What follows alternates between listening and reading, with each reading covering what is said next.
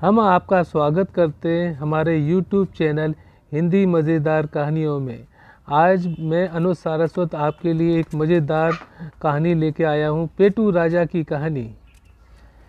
एक समय की बात है, एक नगर में एक राजा रहता था। वह हमेशा खाने पीने में तथा भोग विलास में ही मस्त और मगन रहता था।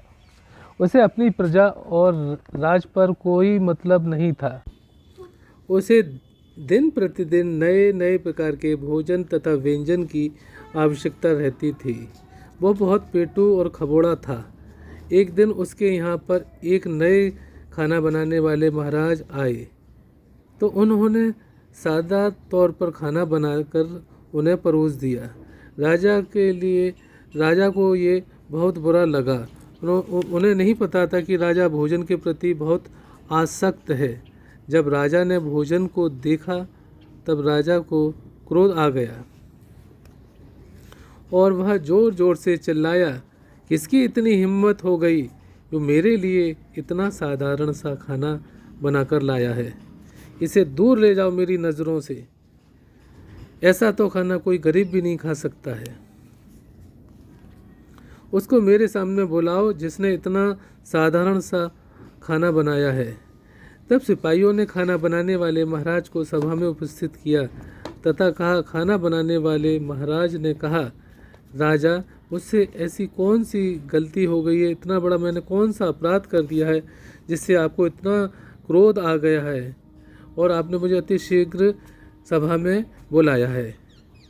राजा क्रोधित होकर चिल्लाया कि तुम एक मामूली से खाना बनाने वाले की इतनी हिम्मत। एक तो तूने मेरे लिए कोई पकवान नहीं बनाया, ना ही तो ये पता राज दरबार में किस तरीके का खाना बनाया जाता है, और सभा में आकर मुझसे प्रश्न पूछता है। हट जा, तेरी इतनी हिम्मत, मेरी नज़रों से दूर हो जा। राजा फिर चिल्लाया, सिपाहियों, इस दुष्ट व्यक्ति को पकड़ लो और ले जाकर सूली पर चढ़ा दो। तब उस खाना बनाने वाले महाराज को क्रोध आ गया और वह बोला कि हे राजन, मेरे इतने छोटे से अपराध की इतनी बड़ी सज़ा मत दो मुझे। आखिर मैंने ऐसा क्या कर दिया है। जब राजा बोला कि तुम्हें यह भी नहीं पता कि महल में रोज़ कितने प्रकार के पकवान बनते हैं और तूने ऐसा साधारण खाना बनाने की हिम्मत की। तब वह खाना बनाने वाला महाराज बोला कि क्रोधित होकर चिल्लाते हुए, आप मुझ पे क्यों इतने गुस्सा हो रहे हो? मैंने तो एक नॉर्मल खाना बना के आपको दिया था। तब राजा, हे राजन, आप अपनी प्रजा की देखभाल सेवा छोड़कर तुम हर समय खाने पीने और भोग विलास में ही समय व्यतीत करते रहते हो। ऐसे में तुम अपनी प्रजा की क्या सेवा करोगे?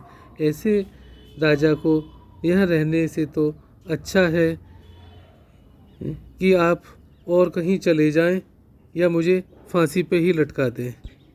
पर ये ना भूलें कि भगवान से राजा को डरना चाहिए। भगवान के पास आपको भी जाना पड़ेगा। इंसानों से नहीं तो उस भगवान से तो डरिए, क्योंकि मैं या कोई भी, आप भी मर के तो भगवान के पास ही जाएंगे। तब वह राजा की आंखें खुल गईं और वह बड़ा दुखी हो गया और उसका मन परिवर्तित हो गया और वो अपने भोग विलास छोड़कर शांत होकर वन की ओर प्रस्थान कर गया और अपनी प्रजा के बारे में सकारात्मक सोचने लगा। अब हमारी कहानी ख़त्म होती है। अगर आपको हमारी कहानी पसंद आए तो हमारे चैनल को लाइक करें, शेयर करें, सब्सक्राइब करें और बेल आइकन पर क्लिक करके ऑल का बटन दबा दें और हमें कमेंट करके बताएं कि हमारी कहानियों में क्या खराबी है और हम उन्हें कैसे सही कर सकते हैं।